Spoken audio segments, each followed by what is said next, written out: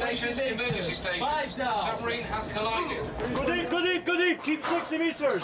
Within minutes of being on board, the Sea Riders called their first emergency. 4,200 tons of submarine, Super B, has just collided with an unknown object. Commander John Humphreys and his crew have to take immediate action. The first emergency in 5 days of emergencies. No, do not pump. Use the speed. Right, the unreality of such exercises, as the hours fly by, become blurred. There is just no time to think about what's real and unreal. This is a game. It's training. It's simulation. But to get the best out of it, I have got to make the ship's company as a whole believe that we're in the game. We're not watching it, we're not playing it, we are in the game.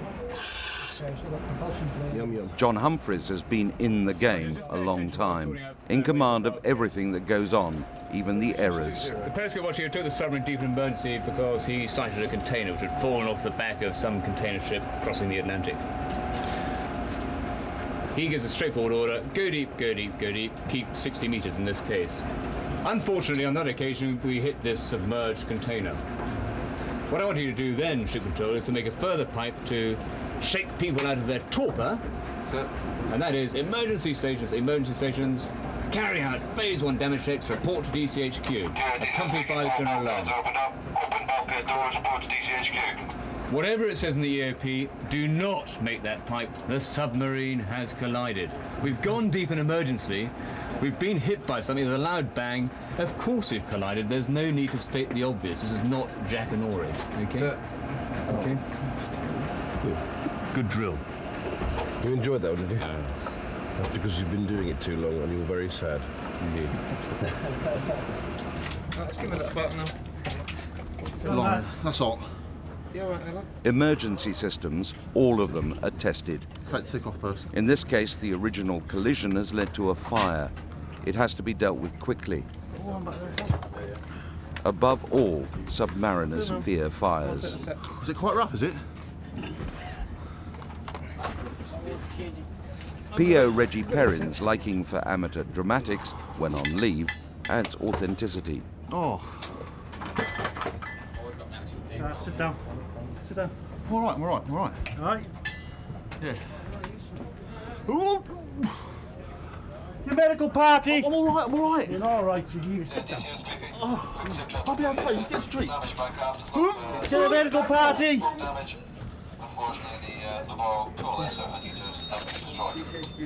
okay. You're not. What's happening? Get this sort of. Let's get him out of there, flame down.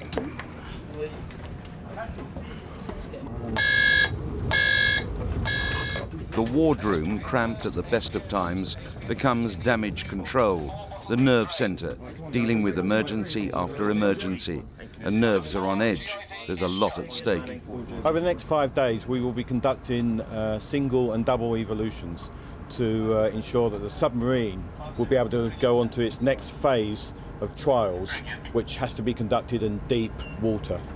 And so to do that, we'll take them up to a higher level, make them capable of easily coping with 2 or 3 things happening at once, like a fire, hydraulic burst or an HP air burst, so that when they go to sea on their own in deep water and they have a single failure, then they'll be able to cope with it with some ease, hopefully. Casualty, I'm all right.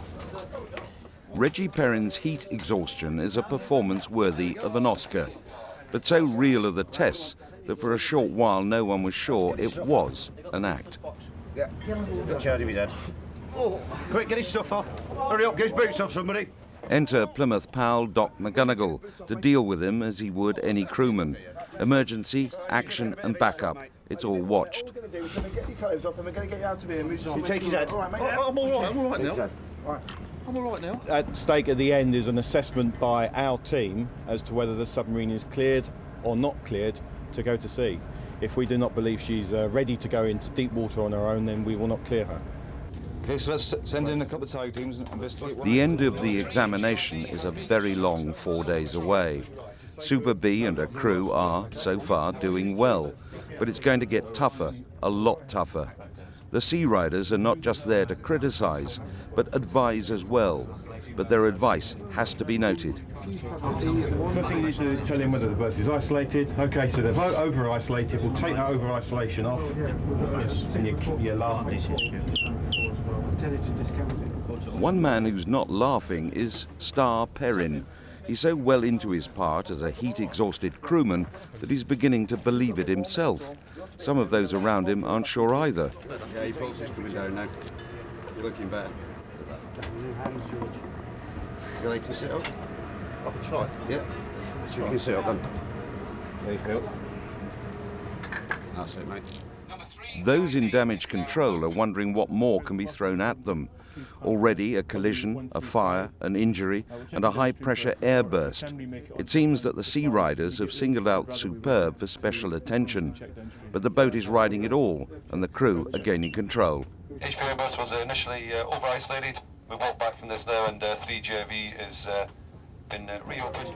You have to hold it up, 'cause I'm shaking. Gaining control over Reggie's acting is the doc, who recommends bed rest for his patient, to the relief of everyone. He's coming round, he's not been unconscious, and he's going to be fine. All right. Where would you put him? Somewhere cool. Somewhere cool, is it? In his bed. In his bunk. Or in your own bunk? Well, in his bed. But not with you? No, because that gets frowned upon in the Navy. DCHQ. Things at the moment are starting to get back in control. Superb has just shaved it over CSST, but it is only round one. How long would you recommend that he stays out of the watch spell? Until we're happy that he's fully recovered. And he's happy that he's fully recovered as well. Well done. HPR system is in a normal seagoing lineup. You have the HPR system. I have the HPS system. An HP air burst is a nothing event to us guys, all right? And that was a nothing event. It got over-isolated. So be it, all right? If it gets over-isolated, it's our job to recognise it and get it corrected back to the minimal isolation, which is exactly what you did. That was well controlled, guys. All right, it's a piece of piss, isn't it? I was told to act out the fact that I had heat exhaustion and collapse. So I quickly asked the guy what heat exhaustion does to someone, so I've never had it before. So he had about 30 seconds to tell me as I was walking back towards the mess. And I think I got it too right, because they actually thought that I'd actually really had collapse of heat exhaustion. And also I think Phil, the PO doc, he was a bit confused as well at the time. You've been in that woolly bag for a while? I don't know, I can't remember. But they looked after me all right, didn't they? Did you see? And ever since then I have been ribbed about it. Just need to get some water. Every crewman has to join in the game. G'day, Ship Control speaking. We're about to start plainsman training for this afternoon, and this afternoon's driver is PO writer Asprey. Coxswain Paul Kennel from Gosport hands over to Keith Asprey from Plymouth. He will be driving the boat while all around him is madness and mayhem. Driving the boat under normal circumstances isn't a problem. Today we were plainsman training, and what happens is that they give you different scenarios. If your after planes are jammed to dive or rise, then you have to follow a particular procedure to get the submarine into a safe position. He has little time to think about his home life with wife Sherry back in Plymouth. She has other, more mundane worries about his driving skills. I must admit, I get more worried about him actually driving down from Scotland, because I know what he's like with driving, so I get more worried with that than what I actually do with him actually being on the submarine and everything. Because I think it's because I spoke to Keith about it in the past, and I know that there's so many backup systems that if something does go wrong, there's something always to sort of like cover it. So I think that's helped actually talking to Keith. In the beginning, I did worry an awful lot. I was like terrible, sort of like worrying, but now I just get used to it. Full rise on the plane, starboard 30. If she did know what could go wrong, she might worry. It was hot. I thought I was on fire. And I thought a smell of burning was coming from me, but it was from somewhere else. And I was sat in a puddle by the end of it. But it's all down to making sure that we're safe. Okay. Very good lesson there. Even though you didn't have the foreplanes throughout that evolution, use of starboard rudder actually brought the bubble up. Yeah. Okay, so it didn't matter. But Sherry would be proud if she knew Keith's driving skills had saved the day. So it was a bloody good lesson. All of this is pressure. The fact that when we're actually off watch, as you know, we're on a 6 on 6 off cycle, When we're off watch, we're up fighting fires even when we're not on watch. So we're up out of bed, and then we're into these woolly bags and fighting fires and so on again. And that's pressure. Then you go back to bed, and then it seems like 10 minutes later you're up again for something else. So there's a lot of pressure and stress. It does get a bit stressful sometimes. Fire! Fire! Fire! Fire the pantry! And just when you're wondering what can happen next, a fire breaks out in the galley next to the wardroom and the temporary damage control centre. Rebel documentation! Documentation! Emergency station, emergency station. Fire, fire, fire. Fire in the wardroom pantry. There is only one way out, through a small hatch.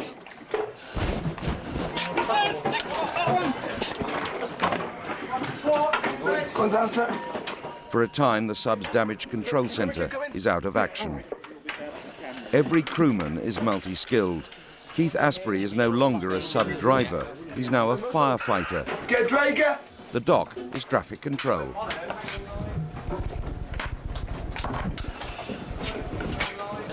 No, we've got 1, 2, 3, 4, 5 sets total. We've got one full 3-man team that names past.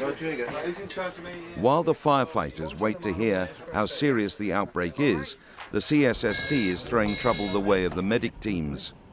Doc McGonigal is alerted that a man has been contaminated by primary coolant in a tunnel close to the nuclear reactor. It's radioactive. What I want to do is march in this roll. What you do is not to move, right? You march in this roll, and any left loose, can you start to mop up? Start to mop up. You can tell the team are on the way. Boss moving, assume contaminant snowball. Need one more for the three-man team. What numbers have you got there? Give us a shout when you get one. While the firefighters still await instructions, in the tunnel there is now a sense of real urgency. If the dock does not clear up this spillage, then anyone walking past this point could be contaminated. Any of that loose, just shove something on it. We want to put the lid on the bottle. Lid on the bottle. With today's knowledge, radiation leaks on submarines can be contained, but fire is the submariner's worst enemy, and the crew are now facing two emergencies, radiation and fire. Keith Asprey is still in the thick of it. If a fire's too big and we're pushed back, we then have to retreat somewhere, gather the troops, if you like, and then we get dressed in what they call fear not suits, which are those what we call woolly bags. They're thick, but they're all fire retardant, and it makes you sweat a lot, profusely. And it's like being inside a water bottle. I just seem to go from puddle to puddle. I left the puddle in the control room. I'm sat in another one now. Stand the bottle up. Containment of the radioactive liquid is the utmost priority. A leakage could find its way into the submarine's ventilation system and within a short time contaminate everyone on board. See where it's heads? Yeah. And we'll decontaminate from there. Okay. It was a simulation of the dropping of a sample of primary coolant out of a bottle that had been taken for analysis that we do on a daily basis. It was using water as it was a simulation, and it was to check our response to that happening.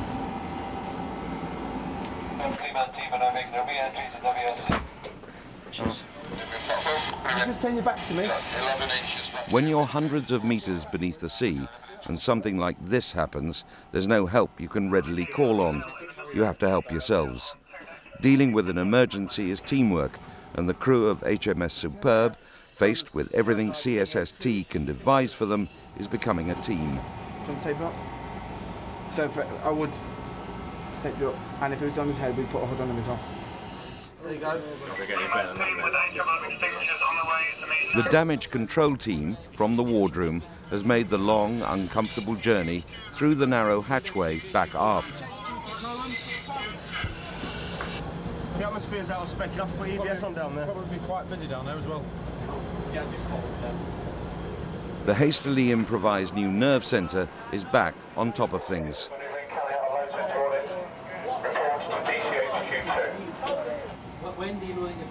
Where a few hours before there was just chaos, there is now a semblance of organised chaos. Permission that the man's ready to be moved to decontam, And The radiation leak has been contained, but there are still worries.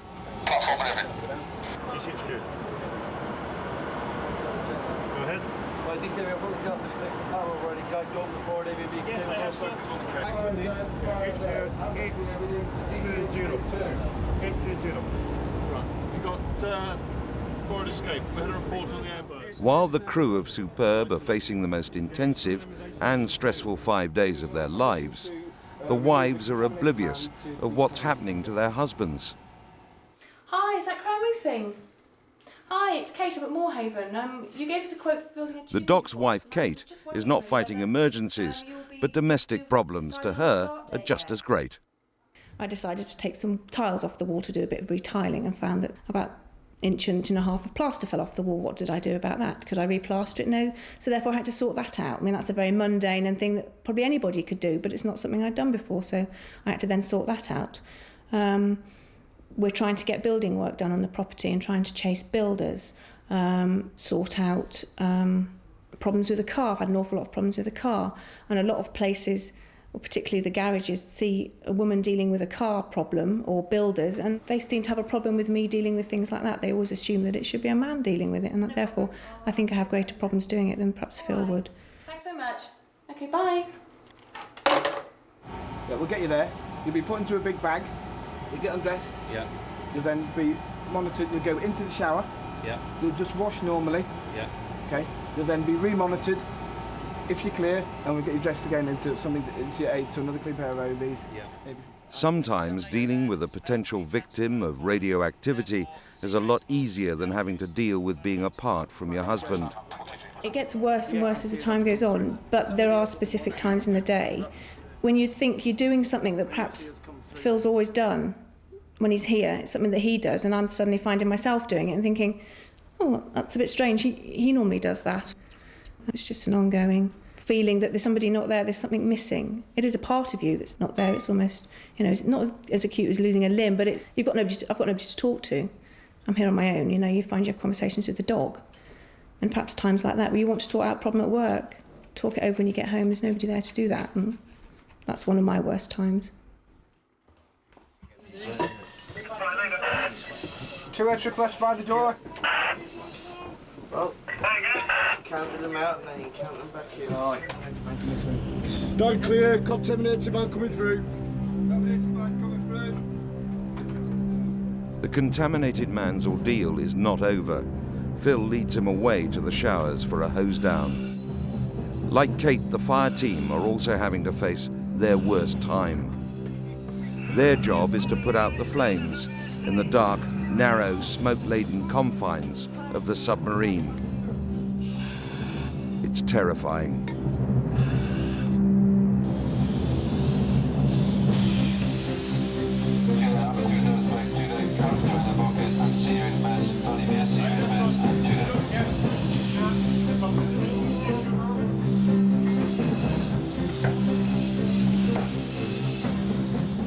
For Keith Asprey and his team, this is as realistic as they ever wanted to get.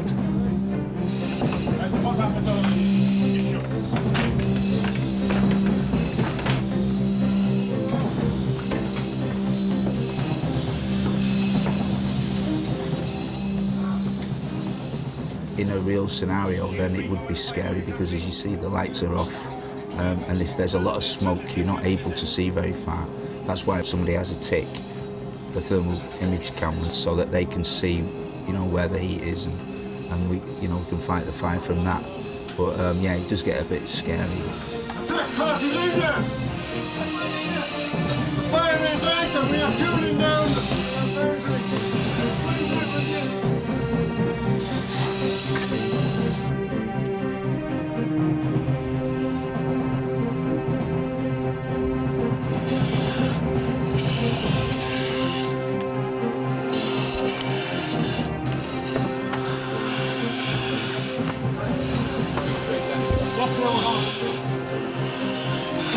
Get your EBS man now! Move yourself!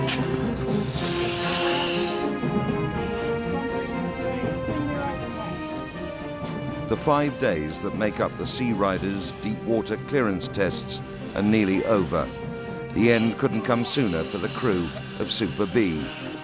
No one is more shattered than Keith Asprey. I am too old for this, I'm sure. There's younger people on the submarine, I'm sure, will be able to cope a little bit better than I did. But the captain was quite concerned the other day that I should be careful with.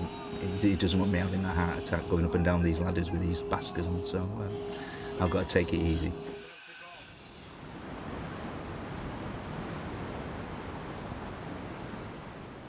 Only one more hurdle, but a giant one. The CSST debrief, where the crew are told how they've done. Did they pass or fail? It can be a worse ordeal than the test itself. Okay, chaps, final debrief for deep water clearance.